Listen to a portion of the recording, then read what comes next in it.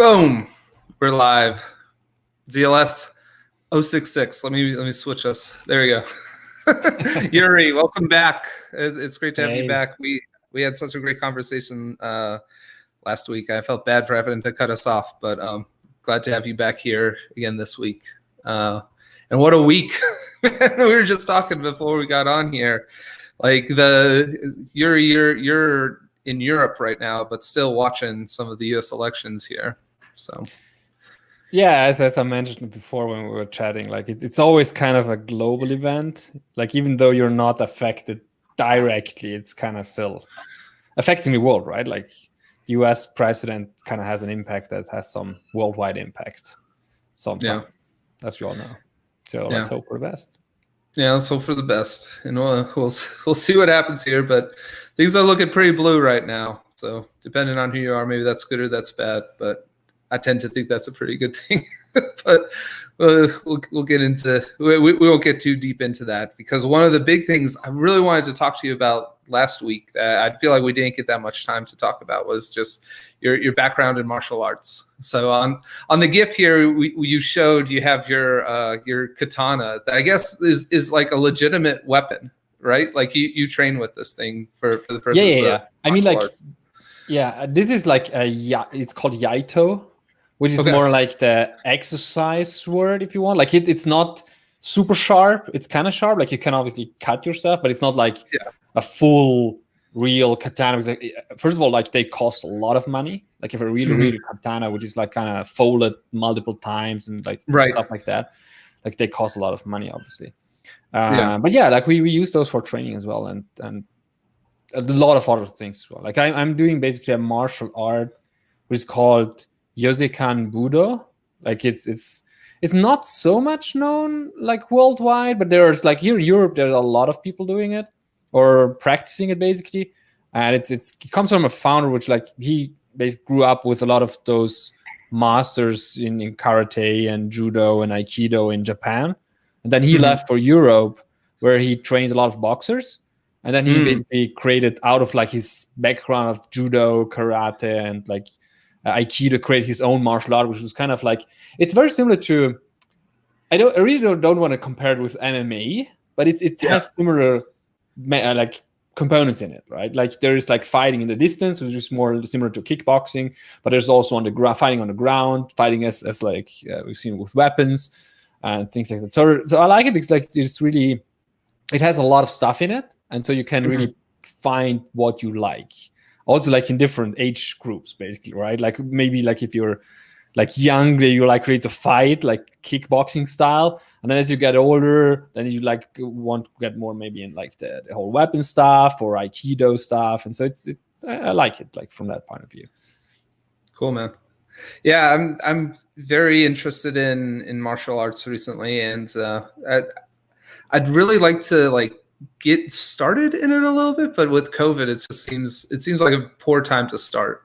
So yeah, right now it's not super ideal because like you cannot really practice in a dojo, like you cannot go and practice with other people, right? Like we started again this year we usually start in mid-September, and it was still possible to get started here, but we basically trained for what was it, like 2 weeks, 3 weeks, and now we had to close it down because like fitness centers and everything had to close down. Like we never really got back into like contact sport, right? So we trained with each other, but like at distance. So meaning like you cannot really like fight together, but you can like practice katas, which are like sequences of like boxing movements which you practice, or with weapons at distance, right? That works as well. Especially like with the Yaito, with the katana, which I've shown before. You can practice a lot also alone, like just like trying different movements and like optimizing them and like working on there. So yeah, that's what was possible so far, but fortunately this year is not super great. Yeah, fair enough. Can I ask you, like, when did you get started? Was this something that you've been involved with since you were young, or did this come on a bit later? Yeah, I did. I've been practicing it now, I think like for nearly 20 years or over 20 years, 21 years, I think. Wow. So yeah, I got started when I started in high school. Okay. I always wanted to do it, but before I didn't find, like, since I'm living here in the mountains, kind of, so I had to go into the city and find some dojo there. Yeah. And so someone had to basically bring me there, right? Like my Yeah. mom basically had to drive me there and have me practice it. And so like up until the high school, I never really got into it too much. Like I always kind of found it fascinating, but I think like many kids do, right? And then like at some point, like she found the dojo and like had an opportunity to bring me there, and then like she said like, do you want to try it? And so jumped in, and since then I've been like basically at it. So yeah. Cool. Hey, did you ever do any other sports, or was it all just martial arts for you? No, I did like play soccer since second elementary school onwards. I even did it in parallel for some time. Like during high school, during the 5 years at high school, I did like both martial arts and soccer. But like at some time, like since like it was like 2 times a week, like training in martial arts, 2 times soccer, plus the soccer game on like Saturday usually. So that got too much over time. And so like I had to decide for one of those and finally settled on martial arts. Yeah. Cool. Yeah. Growing up, I always played basketball. So I was on my high school's team in basketball. And then when I got to college, I would play a lot of basketball. I'd play a lot of soccer with people. But then we had like a rugby team that was kind of a novelty here in America to have a rugby team. So I did that for a little bit, and that was fun. But like coming into more, I don't know, adulthood now, it's trying to find something that can keep me engaged and still be active is something I'm looking for. And it seems like martial arts may be a really good thing to invest in, just because of like sort of the personal nature of it. And one of the big things I'd love to get out of some practice or spending time, in addition to just being more healthy physically, is being more healthy mentally. Just it seems, my impression is there's a lot of discipline involved with studying a martial art, just because of the nature of it. So that's what I personally like a lot about it. Like I, for instance, also like going for a run, like go running and things like that. But the thing is, like with running, I try, especially we in the computer science field, and where we kind of sit in front of the computer the whole day and like work with our brains. I feel like when I go running, then I go like if I want to continue process what I just did, right? I don't want to think about it. That's perfect. So you run out, you're outside, fresh air, nature, and you still think about a process, like the thing you did before, right? Like you're still processing that in your mind. With martial arts, you have to completely like switch, right? You have to shut off what you did before and concentrate on what you do right now. Yeah. And that's what I personally like, because like then you can really like switch off work, go on with exercising like stuff. Because like there you cannot like fight against someone else because you get punched in the face, right? Yeah. So you have to focus on what you do, right? You cannot just like think about programming while you do like the martial art part. Yeah. And then there are the whole set of facets which you mentioned, kind of where you, first of all, you have to work with your physics, like with your body, and so you have to really work out and get more fit. It's really a full body training in the end, because like it's not just like focused on like the legs or the shoulders or whatever, right? It's like full body that's involved. And then there's obviously also the mental part of it, especially if you do like I did competition also a lot, like when I was younger. Now I feel old saying that, but yeah, I did like competition for quite some years. I think like nearly 10 years. And there the mental part is a big one, right? It's like I would say sometimes even like obviously you prepare physically, but it's like 80% is your mental concentration at that point, right? Because like you go into a fight, right? Yeah. It's not that it's super dangerous, right? Not from that part, but it's still kind of you feel all those emotions and you have to kind of control them and then kind of focus on that fight. And so that's a big part of it. And I think it helps like having those different facets. Yeah, going into an actual competition too, I feel like at least when it came to like basketball when I was growing up, right? Like I'd play by myself all the time, just like shooting hoops, and I'd go to the park nearby and just play with other people and pick up games. But there was something special about like actually going into a legitimate competition where you're going against someone like our team. I remember in high school, that's when things got serious. Like when we had tryouts, I don't think there was anyone on our team that wasn't throwing up just because they were like drilling it to us. This is going to be hard. This is going to suck a little bit. Like it's time to get used to it. And knowing that, we had gone through all this and had been doing this for months, getting ready for our first game, and then knowing the other team had been doing the same thing, but knowing, somewhere we're better. But that's something about that mental piece of like, it felt so different. It felt so different getting on the court when I first did versus, getting onto the court for like a pickup game. And, I think the ability to perform really comes into play there. And I think that's probably really true in martial arts. Like you're tumbling, I imagine you're tumbling all the time with people, like practicing and sparring, but it's a little different when it's an actual competition where this is going to be a win or a loss for you. Yeah. Usually when you're just like training with other people from your same club, it's not that. It's sometimes not even that you really touch the other opponent, right? Like you're controlling yourself and you kind of like stopping. If you see like the other one for some reason isn't able to block you, like you kind of also controlling yourself. That's part of the whole training, right? That you not punch someone in the face. Obviously it can happen because like it's martial art, right? It's not some other type of sport, but it's never really like a dangerous situation or something like that. And it's a completely different thing. And we at the martial art I do, like you don't have to do competition. Like it's not that the whole training is just like preparing you for the competition. Competition is a part of it, and like I'm a trainer myself. Like I'm having martial arts classes as well, and I always tell people like try it. Like sometimes you need to even push people a little bit, but they should still like be able to like choose on their own, right? And I think like even if you just go to one competition or two, like it's I think like it's an important experience just to have it. Like you don't even have to win or anything, right? It's just for the experience itself that you see like what it does with yourself, with your emotions, where you're able to kind of control them and like get on track, and just like being able to experience those emotions and see like where you're able to control them, right? Like where you can like go over them and focus on the fight itself. So I think it's a valuable one.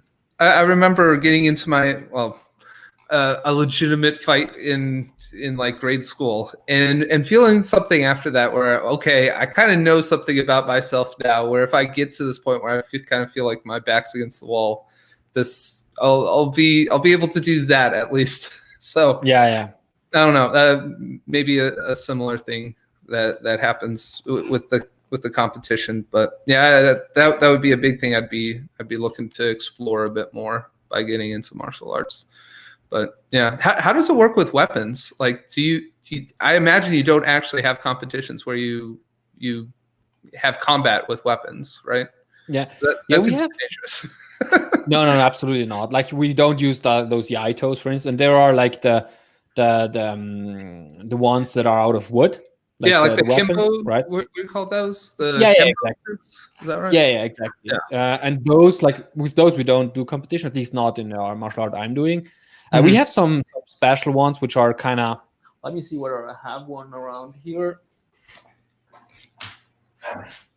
Since this is also my fitness room, part of that office, we have basically such weapons. This is a small one now.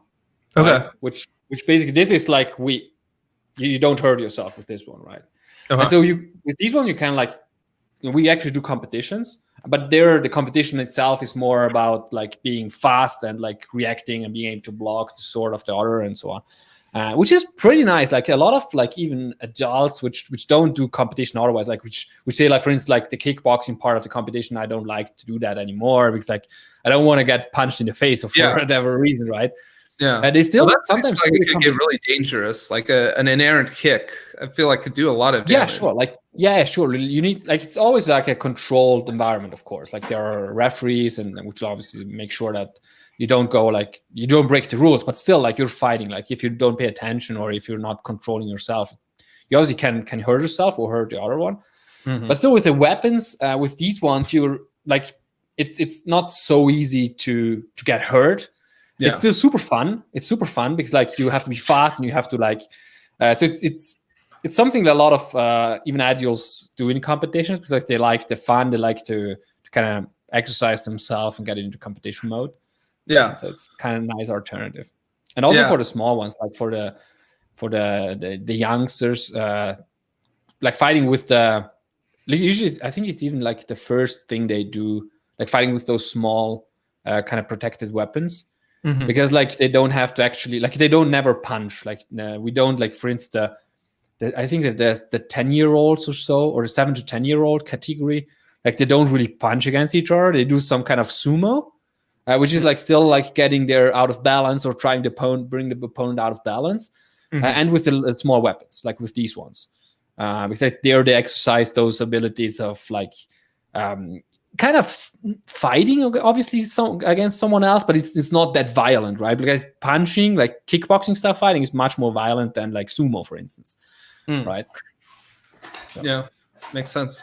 Yeah, it's interesting to hear about like just the fighting with the foam things, because I feel like that would be like speed is the only piece that matters. Like in most combat sports, you're fighting against someone in your weight class because there's such an advantage there. But it seems like if all it is contact with that object, it would, like, weight class goes out the window. You ought to be as light and as quick as possible to be competitive. Yeah. Which is interesting. Like mirrors the history of like swordplay, right?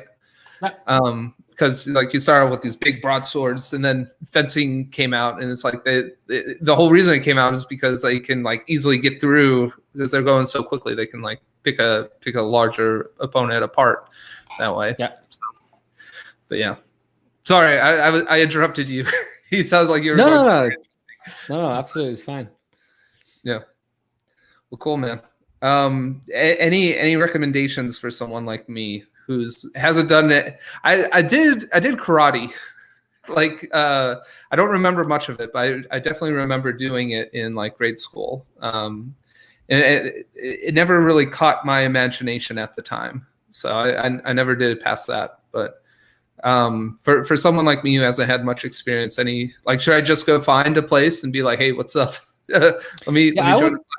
I would definitely go and just like try it out. Like there are different. It depends what you're kind of searching, right? Like some people like more, as you mentioned, like karate or kickboxing style, and some I know like much more like the Aikido style, which is much more soft. It's super efficient. Aikido is super efficient, right? Like because there you don't really you don't box against each other, but you try, basically you kind of use the energy of the opponent to kind of trick him into like launch him, or like do some kind of, I don't know how to translate that, but kind of block his arms or feet and so on, like, and block him this way. So Aikido is seen as the top level martial art in terms of efficiency, but it's still also much more calm in a sense. Like it's not super hectic, super fast, super like aggressive also, in kind of like how maybe like kickboxing might appear, or karate. But still like some very nice to practice. I like it a lot. Like it's much more energetic, if you want, like goes a bit into, has also some elements of like tai chi and those kind of things. But yeah, it always, I would try because most often those dojos allow you to like go there and like have 1 or 2 hours for free just to see like how you like it. Yeah. So I would definitely just do that. Cool, man. Yeah, Brazilian Jiu-Jitsu seems to be the one that's most intriguing to me at the moment. So we'll see. That seems pretty intense, but yeah. Oh, Nicole wants to learn Aikido too. So yeah, Aikido is super nice. Yeah, I definitely remember I think in high school that it was like really big, because it was all about like, switching, taking a big guy and like taking their momentum against them. But exactly, yeah. Yeah. Being a big guy myself, I want to learn something that I could use. Maybe if I was a bigger guy, I could like use it against them. But yeah. Brazilian Jiu-Jitsu is very, very efficient as well. Like it's kind of inspired also with Aikido. Like Jiu-Jitsu and Aikido have some similarities in them. Okay. Brazilian Jiu-Jitsu has even more like a physical component as well. Like you're doing a lot like on the ground fighting also, like and fighting there, which Aikido isn't that much. And if you fight on the ground, there's a lot of like physical activity involved. Like it's super tense, and like you have to be like physically prepared as well. So if you're searching that component as well, then it might be a good choice, like to go that route. Yeah. Cool, man. Yeah, a lot of my desire to learn Brazilian Jiu-Jitsu is just like kind of paying attention to mixed martial arts, and like Brazilian Jiu-Jitsu is a It's a key lot component more. for anyone doing that stuff, and just like knowing a little bit about the Gracie clan and stuff like that. That's kind of super interesting to me. So yeah. Well, Nicole has something here. The best is watching Wing Chun fighters take out fighters that are much better. Yeah. Yeah, the cool part about the whole Aikido movement as well is that, like, if you experience it yourself, right? I remember when I trained with my my teacher in the dojo, it's like you see it, like if you just observe it, like if he's doing it on someone else, right? You're even thinking like they're cheating, right? Like it seems so subtle, like there's just like subtle movements which make so much difference. And if you feel it, like if he does it on you, like you attacking him, and like he like projects you on the ground, or does some movement to block you, it's that tiny little movement maybe on your little finger which makes the whole difference, right? Really? But it's super efficient. So if you feel those movements, and like that's when you learn a lot. And so that's why I also miss a lot like training in the dojo, because like I do train on here at home myself, because like after like 20 years doing it, you kind of know what you have to exercise and how you can exercise even alone, but it's obviously not the same. Like it's still contact sport in the end. So yeah. Do you feel like practicing martial arts does help your discipline, like outside of just martial arts? Okay. Well, where does that come from, do you think? Just having to do it on a consistent basis to get better, or? Yeah, one thing is obviously if you prepare, for instance, for a competition, then you have a training plan, you have to kind of stick to it, you kind of have focus on that goal, and there you have to be disciplined to actually reach that, right? That's one aspect, but also the whole aspect that comes from the whole Japanese culture, right? Like my martial arts has Japanese origins, and so like there's the whole like respect which you pay in the dojo. There's some rules which I think like it's important, especially for young people when they enter that, like they know there's kind of that, we call it that's kind of that house where you train, that dojo, right? Which is a protected environment. Like you don't have to fear, like as we said before, it's not that you're gonna like fight against someone else and you get hurt, right? It's a protected environment where you can train, where you have like friends there. But it still like has those Japanese rules of like greeting each other, that paying that respect against like the teacher, against like the other people that are training there. So I think like that's what makes it up, kind of that discipline. And obviously you're like, look at me, like I'm training now 20 years, but I'm still sometimes picking up the things which I learned like in the first years, and you optimize them again. And so there's also this thing about like, you will never, like you try to reach kind of perfection, like per se, but you will probably never reach it. Like it's kind of that continuous process of optimizing even those little movements, going back again, exercising those things which you did, like simple punches. So you can always like, you start with a simple punch, and then over time you get more efficiency in there, more like get it faster and things like that. So yeah, and I think that kind of builds up that discipline over time, and which obviously helps you also outside of martial arts, right? With your I don't know, daily job or family or friends, whatever. Yeah, I remember just kind of silly, but like in high school, the movie Fight Club had come out, and a lot of the boys in the high school like were like, let's do it, like let's make our own one, and there was something about that, like after getting into a fight with someone, like there was it was a weird amount of respect, whether you won or lost, like some weird camaraderie with that too, when someone taps out. So it's weird. Like I feel like in the MMA, there's a lot of weird incentive to like be disrespectful to your opponent and stuff like that. But I think at the core of like these physical combats and like trusting in some way, you know, hey, when you win, like don't kill me kind of deal. It's like acknowledging that at the end is there's something powerful there. But yeah, I mean MMA is then also a lot more commercial, of course, right? They're like that's a whole other spectrum of like they're, first of all, like they do it for a living, and so obviously there's the whole promotional stuff around it. Like there's a lot of money obviously going on, and so what I don't like too much about MMA is the fact that like the rules permit you even like to hit someone that's already lying on the ground, right? So that's something I like it still is even there, right? There are rules, right? If someone just like looks at it and doesn't know the rules, like it might seem like, what are you doing, right? They're killing each other, right? There's still a referee and there's still some rules that apply. Personally, and the problem is, I think like that someone that doesn't know those rules and just like looks into it thinks bad things about it. Like it seems super aggressive and too much aggressive even, right? And so that's why I don't like the fact they allow you even to punch people that are laying on the ground already. Mm-hmm. Like there are a couple of punches which you still can do, right? And before the referee kind of aborts everything and like stops the fight. And so that's kind of that part I'm not liking too much, because we have similar rules. Like we in our fights we can also like since like it's a combination of karate and judo and like also jiu-jitsu on the ground, you kind of can like start like fighting kickboxing karate style, and then you throw someone to the ground and you block him there, and like this is still valid, but you cannot punch on the ground. Like once you're on the ground, it's not that you cannot someone punch in the face, or you can block him, you can like make him like give up, but it's not with punches and things like that. You're just like blocking or that way. Yeah. That's interesting. Like the thing that seemed really interesting about like the concept of MMA is just like taking all these like interesting disciplines and interesting like traditions and putting them in like this pot and seeing like what's going to emerge out of it. Yeah. And just like especially when you think of boxing, it seems almost kind of bizarre.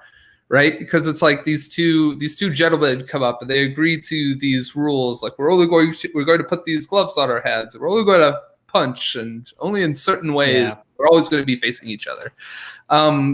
It seems, I don't know. It seems odd compared to just like what you'd imagine a combat sport would be. Is just like two people with barely any rules to enforce. Okay, this is the style you'd use, and just like see what emerges. And that was what was always interesting about that for me. It's my understanding about the rules of MMA is that it's unfortunately like almost pushing people into different into like a homogeneous style now, because my understanding is the rules there are to make an interesting match. So they don't let you clinch too long. They don't let you circle each other too long to like try to find an opportunity. It's all going to be like, okay, we got to put these guys together.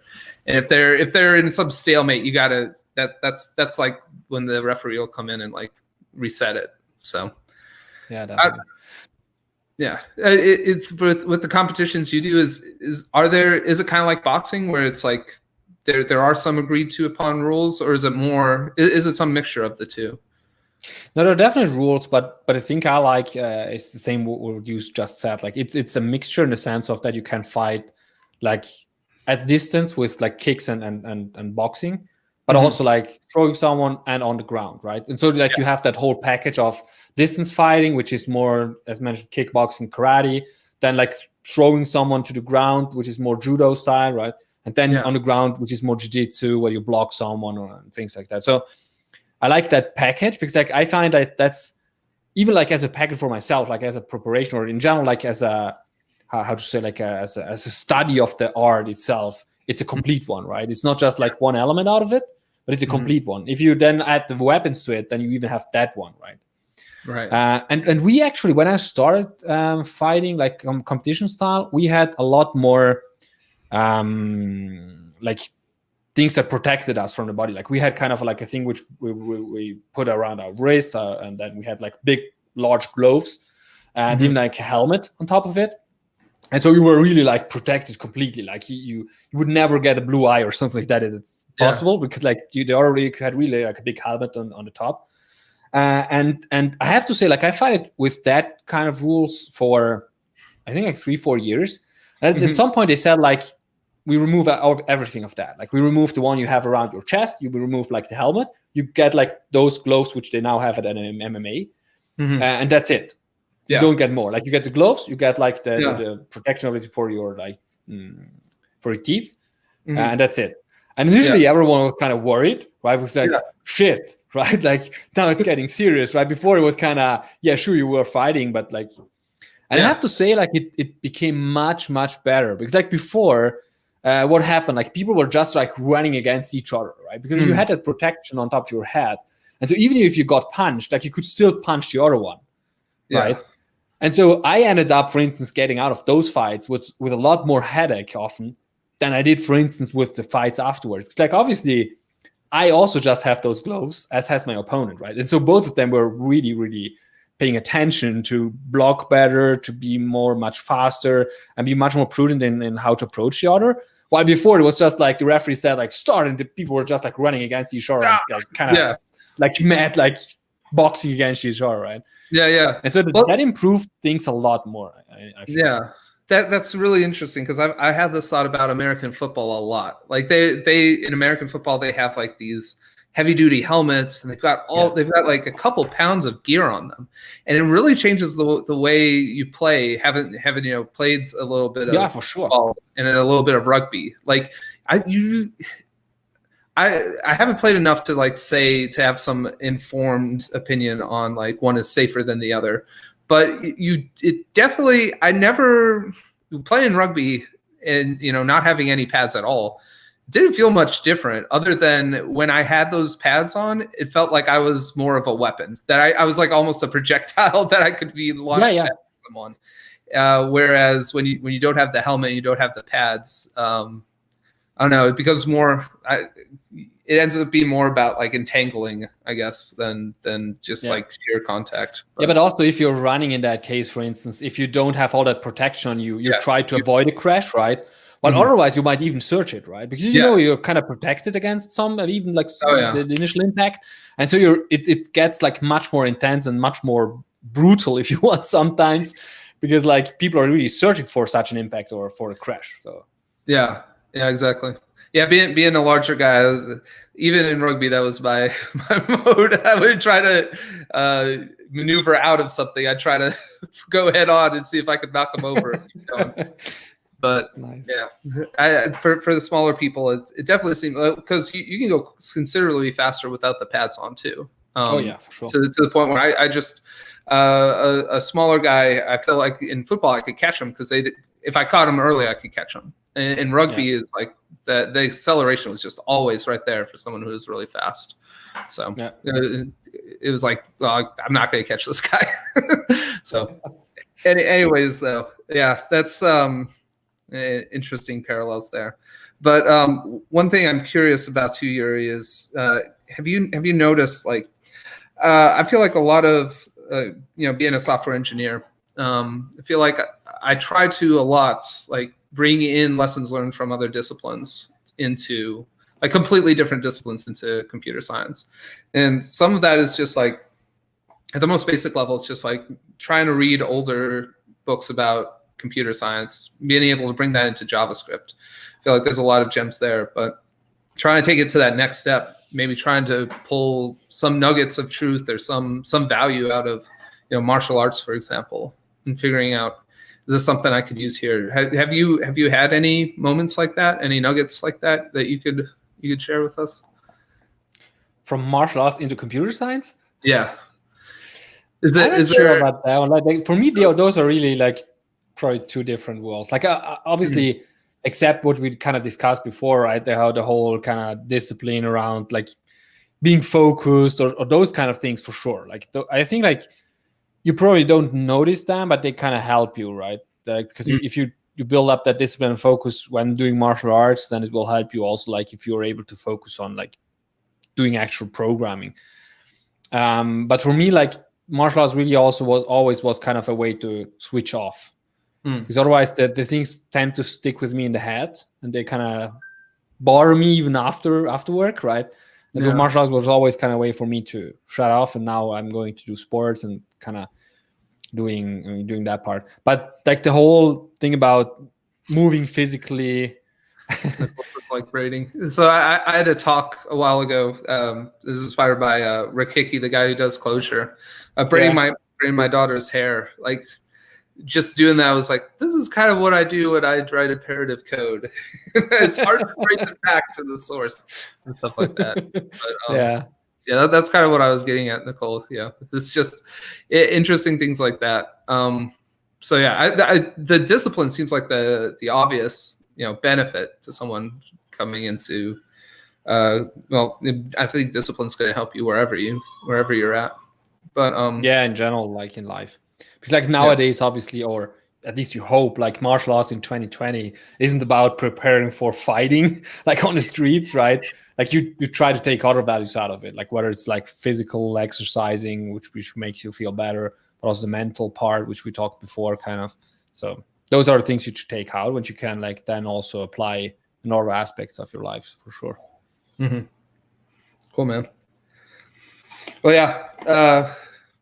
Thanks for sharing that with us, Juri. That was pretty cool. But yeah, other stuff I'd be interested in talking with you about. I think we talked about this a decent amount last time too, but felt like there might be more to talk about still. It's just like your experience becoming a GDE and also like creating content for people. So you've got your Yuri.dev. That's you've got like all your. I really like your website. I remember when you first joined Narwhal, I checked it out. I was like, oh, this is really cool. I should have something like this. And I've been trying to get something up, and I've yet to do so. But yeah, it's a really cool. It's like an archive of the content you've put out. It feels like throughout your career, which is really neat to see something like that. And you've also come out with like the NX course on Egghead recently. That I think is that completely free? Is that yeah, right? that's free. Yeah, we explicitly made it at the community resource, and we wanted to have that free. Because usually on Egghead, the courses, like you can put out, as a content author there, you can put out free content as much as you like. But like if you have that full package of like a course, like then you have like the whole artwork, like there are Egghead people involved, like there's the whole team at Egghead which does the artwork, which they do prepare the content, they even help you brainstorm it if you want. And there are a couple of things there which like where they do a lot, like after you actually create the course. And so those courses are usually paid only. But yeah, we kind of wanted to have that from the very beginning. Since like NX is open source, we wanted to kind of have that out as like a free resource where people could start use it. And as we discussed a bit last time, we wanted to have it for React developers. Yeah, because like Angular developers kind of know the CLI and how it works, and NX is very similar, right? Like on many parts we actually rely on top of the CLI. Yeah, NX feels like the perfect evolution of the Angular like CLI and the framework and like the tools that come along with the framework rather. But for someone coming at it with React, not being a primarily React programmer, it feels like there's a lot of value there. It's just harder to translate this, harder to say, hey, use this, because they're maybe not used to that tool set. But for me, it was important to have people start that, like at least to give it a look and see what it can do. Like then obviously there's always the possibility that you feel like it's not for you for a variety of reasons, right? Like there's nothing wrong about that. But like the thing about knowing what it could potentially solve for you, like then often what happens is like you look at it, you do the course, and maybe just right now you don't have the necessity to use it, or you don't really have a use case for it. But then maybe 2 months down the road, like you have that problem where you need to get started, like share code, whatever, right? And then that comes to your mind again, right? Which you saw like 2 months earlier. And so that was the important part which I wanted to get out. Yeah. But yeah, the whole content thing, like the whole writing on my blog and stuff kind of emerged slowly. Like I think I spoke to you even before, like privately offline a couple of weeks ago. It just really started because like I wanted to have a website out there. And that was already like I think I did last years of high school, beginning of university. I don't leave, that site is not even live anymore. And I kind of migrated from platform to platform. I remember I started with Blogger from Google, and I kind of moved off to kind of self-hosted with GitHub and Jekyll. And from there, kind of experimented on it and kind of made it evolve. And for me, it was also an awesome way. Like I learned CSS and HTML mostly doing that blog or creating a blog platform. Like by looking at other sites, like I don't know, like I'm on a site, a new site even, right? And I see like how they lay out the text and like the font color they have, the font family they're using there. And it's just like me digging with the Chrome inspector and seeing like what they do, how they do it, and kind of learning from that and applying it to my own blog. So that's how I learned CSS basically in the end at university. Yeah, dude, I remember. So I gone to college the first time through for for theology, completely different subject. And then I decided to come back. And I remember like, so I wasn't very focused on my studies the first time around. We got good enough grades to get out in 4 years, but like not much more than that.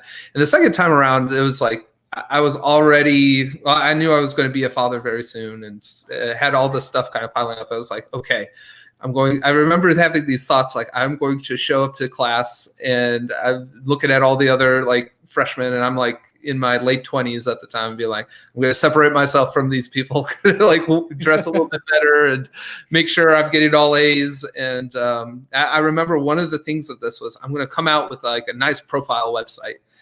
And I never accomplished that part, like having a ZachDeRose.com or something, so I could like get my first job. Thankfully, I got my first job without having to do that, and that's part of the reason why I never did that. But it was always like a thing to try to get something like that out, but also to just to figure out some way of just like constantly, maybe not constantly, but steadily creating content at a reasonable pace and at a set period, maybe just saying, like trying to get an article out a month, or trying to get a piece of video content out a month. And so ZLS for me has been a way of easily getting out content that feels kind of organic and real, and getting something out there that hopefully people that will enjoy, but also it's relatively low effort to put something out. But yeah, just trying to vary that a bit so that I can put more, valuable content out there too. So something of value to put out. And I'm playing around with different ideas, just like doing fewer episodes of ZLS, but maybe doing more articles or more just for YouTube content. Because I've been wanting to do this stuff for a while now, but I feel like because of the amount of time I've been putting into ZLS, it feels like there's not much time left. And I've been trying like so hard to figure out. I think we've had several conversations now about how do I get more time, Juri? You do a lot of stuff. How do I do that? If you know the solution, let me know, because like I don't even know how you push out all those CLS shows. So that's already like taking up a lot of time, I guess. Like, so I'm super impressed by that already. Well, but yeah, as you say, like it's trying to be as efficient as possible. This is really, it feels like there's getting someone to agree to come on the show is really the only time consuming thing at this point. Like everything else feels very systemized. So it's relatively low effort to figure out, like to message some people on Twitter now, because I've been doing it long enough. There's 66 episodes that people have noticed. So it's not that hard to get some people to come on. But yeah, I'm wanting to do more stuff where like I'd love to get into like the NGRX component store or different things that are interesting out there, and just putting some more content out about that. So yeah, I don't know.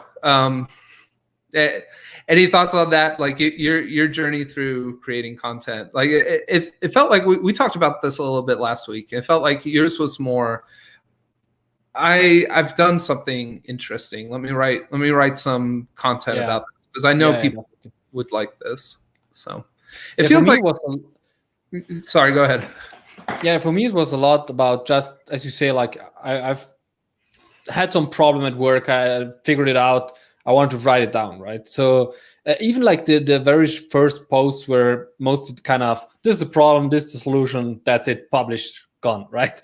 So they weren't really elaborate or super researched, and they were super researched on Google, obviously, because like people, what do you usually do at work, right? Like you have a problem you're stuck with, you search for the exact, like maybe even the stack trace, part of the stack trace on Google, and you find those like kind of problem solution posts.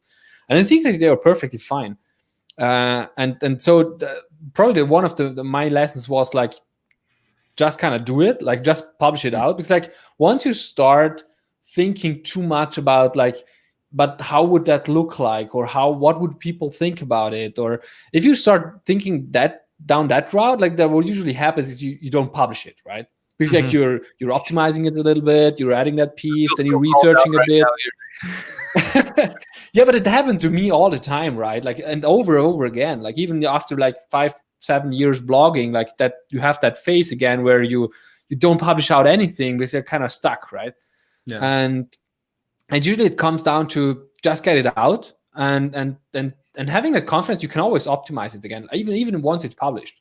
Yeah. Right. Even if you publish it out, and like maybe like a month after you find a better solution to it, go and update it. Like it's not something that you cannot do, right? Or even write a new blog post and reference the old one. Like it depends on how you actually want to design your site or what you want to have up there. And then obviously it's just like for me, it grew kind of naturally over time. Like initially it was mostly for myself.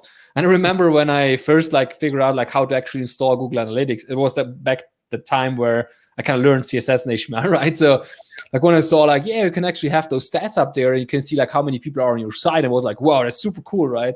Yeah. And to install that, and I remember when I had my first 100 visitors, it was like, yes, like kind of an achievement, right? But before, you're just writing for yourself. Like that's how it is initially, right?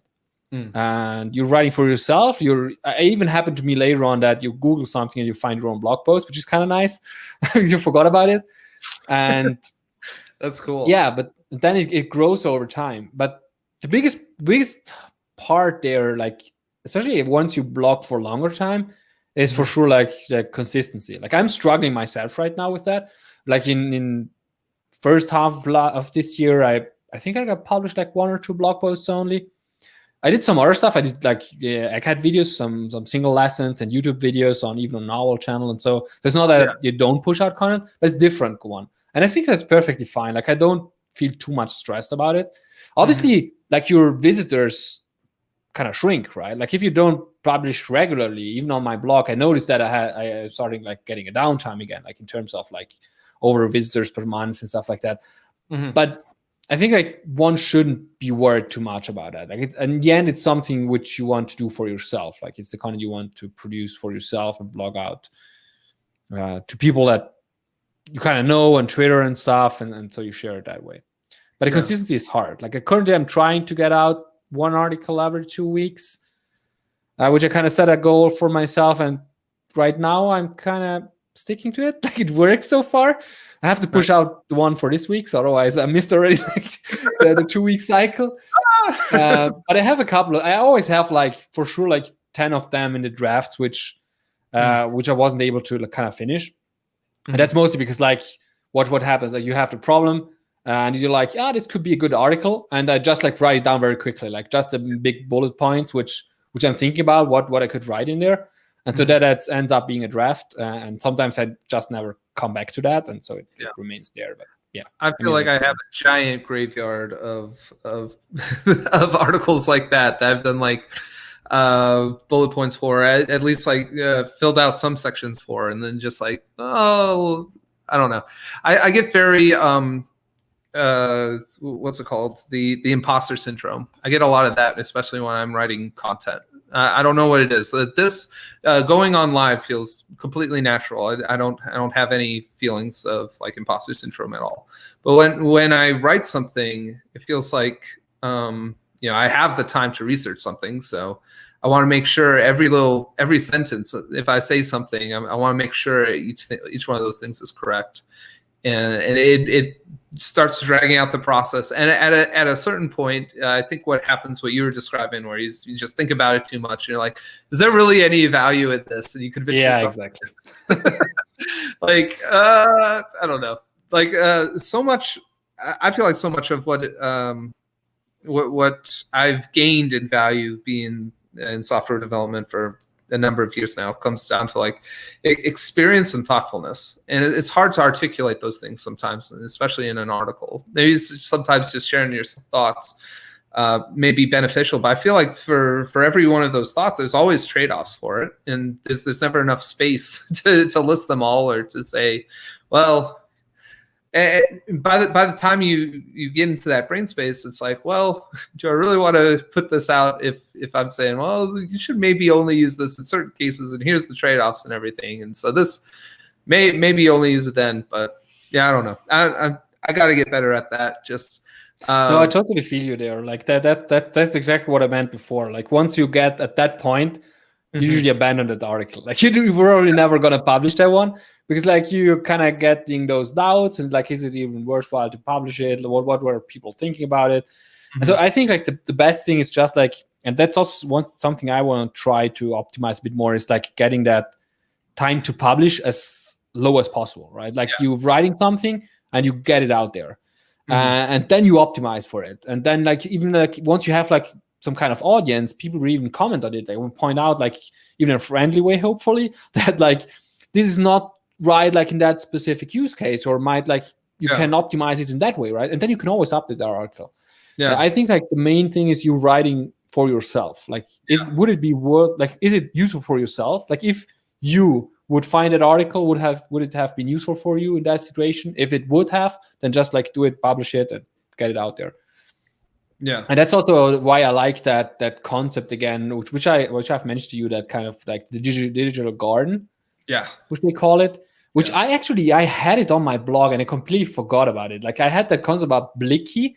Like Martin Fowler had that concept where at some point, like he writes a lot of articles, and he also came across that thing where he had like maybe a small idea of the whole concept and he wanted to get that out, but it wasn't a fully fledged, super researched article, right?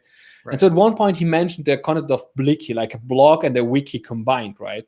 So like a blog is usually something you push out once. Kind of like a news feed, right? While a wiki is something you come back and edit continuously, and like you make it bigger and bigger and bigger and more optimized, more research. And I had it at one point. I had a section on my blog which was kind of that Blicky, where I had those half-finished articles, which were still kind of gave some value, but I didn't feel like publishing them on the main RSS feed of my blog, where like there were kind of the more well-researched articles. But I kind of forgot about it. I don't know why. And then like this year or last year, Joel Hooks from Mac came up with a digital garden idea again. And I was like, yeah, dang, that's what I want to do again. Because like they're really, you just push out something unfinished. You can even like mark it on your site with a tag. Look, this is kind of something that is still growing, right? It was still like kind of evolving, because like I have that smart piece, which is valuable, but it's not the whole idea. I might have even more in my mind right now, but I just didn't get it out yet. Just a snippet or just a nugget there. That exactly. Could still go in and see something, but it's nowhere. It's not polished enough to be like an article. It could be, for instance, like in that use case, that's how you combine those RxJS operators to get that result, right? Just like one paragraph, the code snippet, and that's it. And then you might come back like and kind of elaborating on it, because like the use case where you actually use those and where it might not work well, and kind of make it more of an article. And at one point, it might actually evolve into a proper article which you publish, right? So I like that idea, and I'm if I have some time, then I would like to have that on my blog again. Like maybe as a separate section, we have like the usual blog articles, and then like those kind of garden. And I like the main illustrating director at Egghead, like Maggie, which does the whole course illustrations. She has a super nice blog where she also has that digital garden. And she has those icons on those like kind of digital garden articles, those small plants, which are still like, it's an indicator that this is a growing article like over time. And at some point, this might become a proper article, which is a different section of the blog. And that's then the fully fledged researched one. And so I like that idea, and would definitely want to have that as well at some point.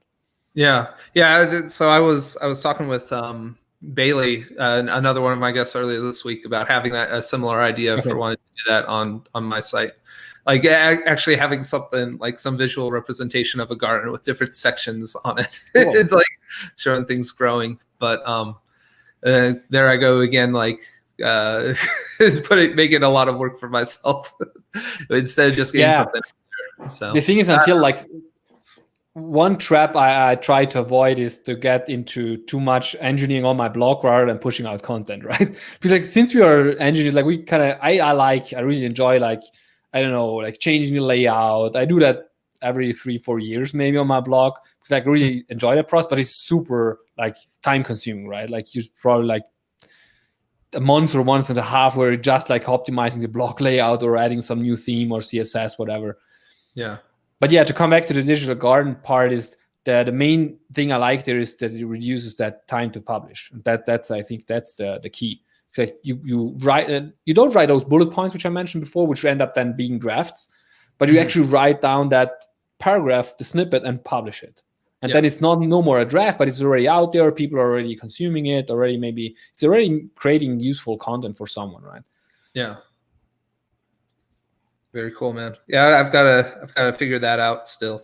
What about videos? I feel like you've been doing a lot of videos recently, right? Like not just the course, but like on your YouTube channel. Is that any different, or is it very much the same process for you, just trying to get something out, closing the time to publish? It's very similar because like even there, what I often did is even like kind of reuse stuff, right? I write a blog post for it and I create a video for the same, so people have the option to watch it or read it, right?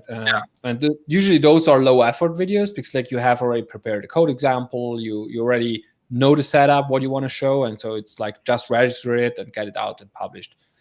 The video part is something which I think, like especially initially, it takes you a lot of time. Mm-hmm. to get proper videos created, like in the form you want, like with also editing it a bit or kind of making it look nice and useful.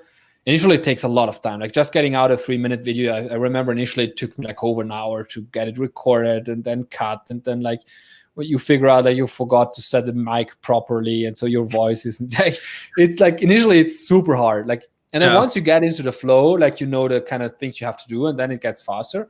And so nowadays, like after all the Egghead videos I did and stuff, I usually, like if I record a 3 to 5 minute video, it's taking me to record 15 minutes, 20 minutes maybe maximum, like the whole process until I have the finished video and kind of publish it. And so that's sustainable. That's also why I kind of had my changed my setup a bit. Like I had my mic always out. I can just like take it down here, start registering, hit the register button, and record. Yeah, and that was important for me because like then the overhead to actually get the register rate was super low. And so those moments where you have that problem and where I would go and like write those bullet points in my draft article, right? I could just like say, screw it, like I'm gonna record it, and I pull down the mic, start a record, and go and record it.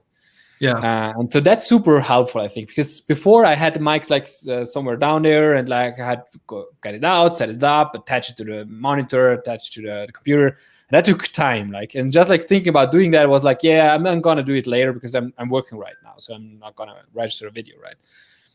And so once that takes more time, again, like the burden is too high, and then you abandon it, and then it gets up in another item on your backlog, which never gets done.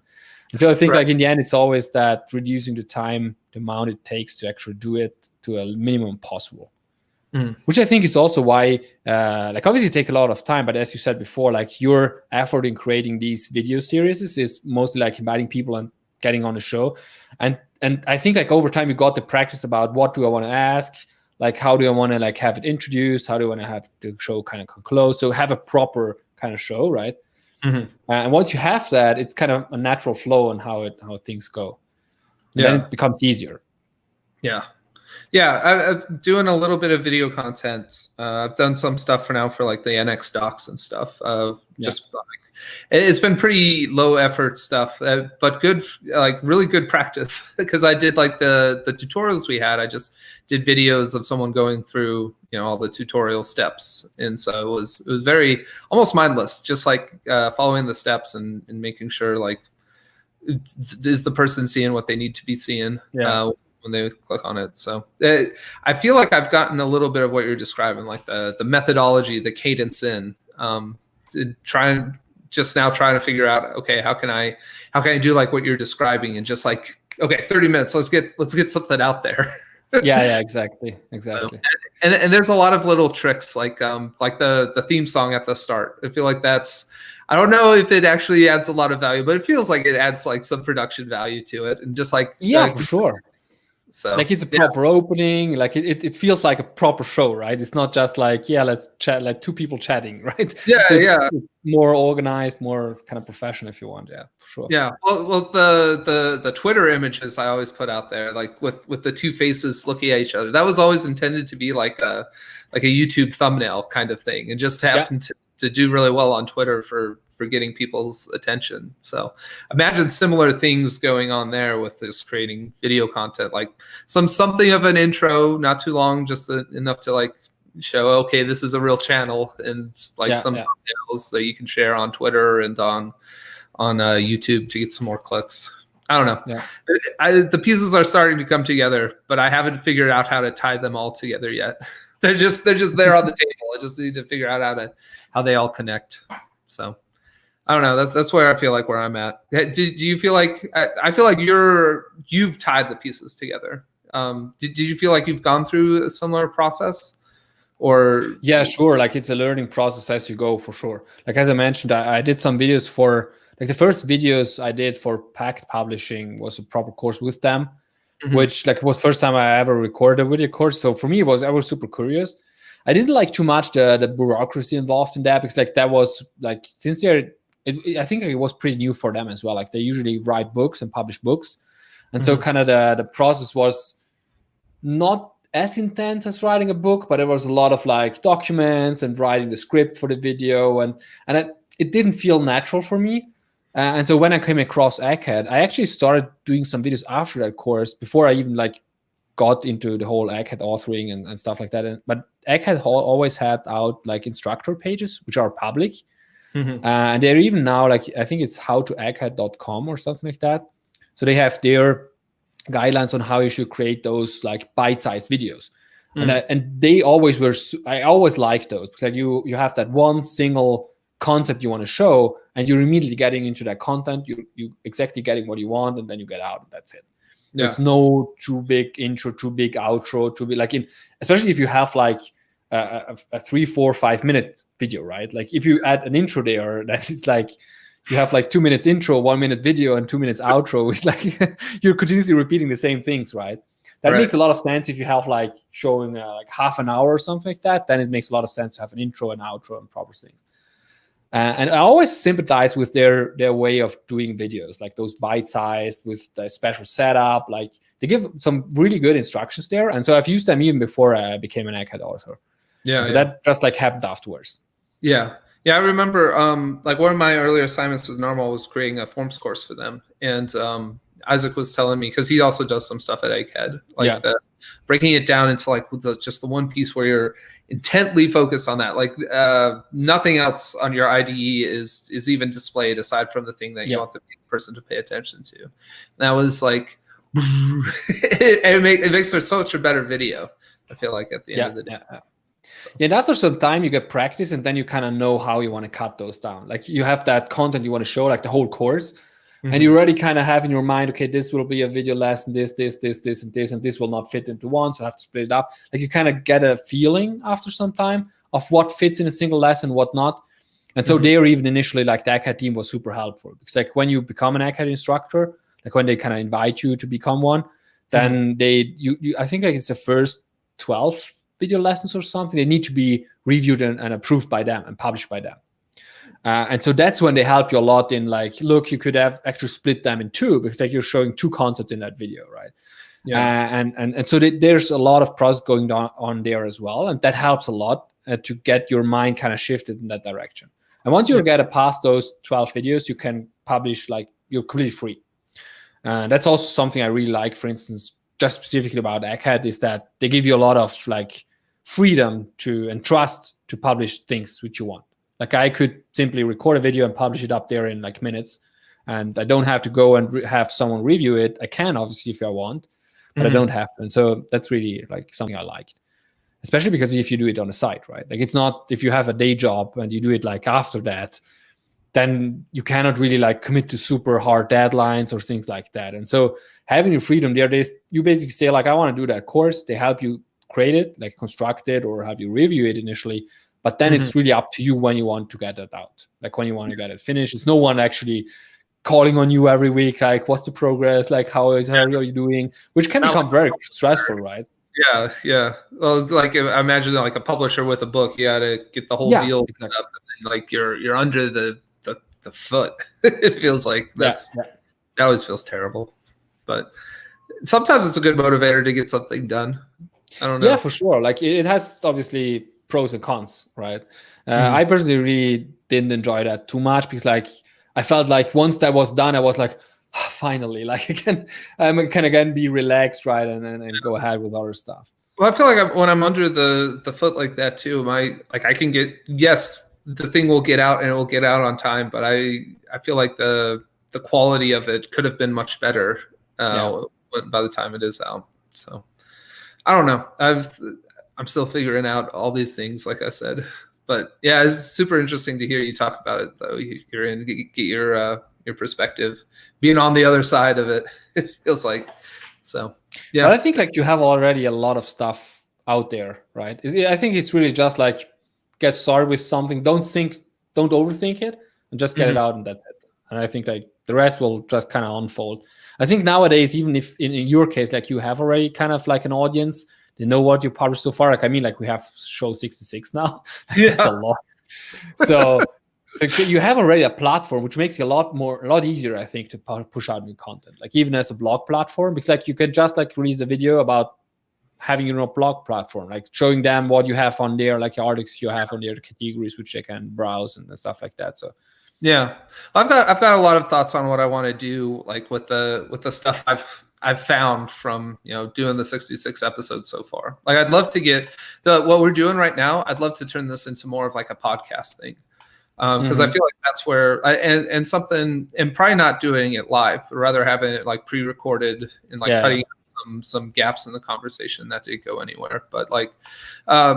And not worrying so much about how many people are watching right now, or if there's any comments in there, and just being like focused on the conversation back and forth. But then also doing stuff that like doing some live things about like I was thinking like maybe some algorithm work, just like stuff that a new engineer would be interested in because they're for their first job, like that kind of thing. But there's also like interesting concepts you can get into doing those kinds of content, I guess, and getting into articles. I feel like there's so much potential there for articles, and like because I've done some in the past that have gotten some really good traffic, and just seeing that and being like, okay, I've really helped a lot of people here with this article. I helped a lot of people understand what it was. How do I capture that and redo it so I can keep keep putting this goodness out in the world, really. So I don't know. I'm still figuring it out, but definitely a lot of lessons at forcing myself to actually get out there and do it and get like the 66 episodes in for now. So that's been pretty cool. But yeah, we're over time already, Juri. But yeah, anything else you want to leave us with? Anything you're super passionate about recently? No, I'm not going to test this all on our course yet. But hopefully I could. I feel like having gone to like university for computer science and stuff. There's a lot of like really low hanging fruit. I feel like that we get in a university education that if you're self taught, you might not know. Like you do know it, you just like can't formalize it into words. So like you focusing on that low hanging fruit would kind of be the goal. But yeah, back to my question, Juri. Anything you're passionate about? Anything you're super interested in tech or elsewhere? Well, nothing that comes to my mind specifically right now. Like we talk about a lot of what I'm passionate about in this show, basically, which is martial arts and like in general. Like I still like my job, and I think that's the important part. Like have those both parts that work well, and so yeah. And then just like trying to go through this pandemic as we all try right now, I guess. I'm be very interested to see what happens coming up. I've got a whole lot of thoughts on a lot of this stuff. Just it's going to be an interesting couple of months until January. Then we'll figure out where we are then. But there's going to be a lot of, regardless of how things turn out, there's going to be a lot of rebuilding. I think we're going to have to do in the U.S. and I'm up for the task. I just gotta figure out what it is and see if I can rally anyone to my cause. So that's kind of my thinking going forward. Nice. And yeah, in Europe, hopefully we didn't mess things up for y'all too much. But yeah, and we have our own issues, I guess, like as everyone has. So yeah. Well, we'll see. It's definitely an interesting time to be alive. We could leave it at that for sure. Well, Juri, for sure. Yeah, thank you so much for coming on. Second week in a row now. This was really fun. I really enjoyed talking to you. And, yeah, absolutely. I'm sure everyone else really appreciates your perspective too. So I hope you have a good Friday. I hope everyone watching has a good Friday and a good weekend. And try to be kind to yourself and try not to go too crazy. hitting refresh on Google election results. So, bye, Cool. y'all. Thanks for having me. Bye.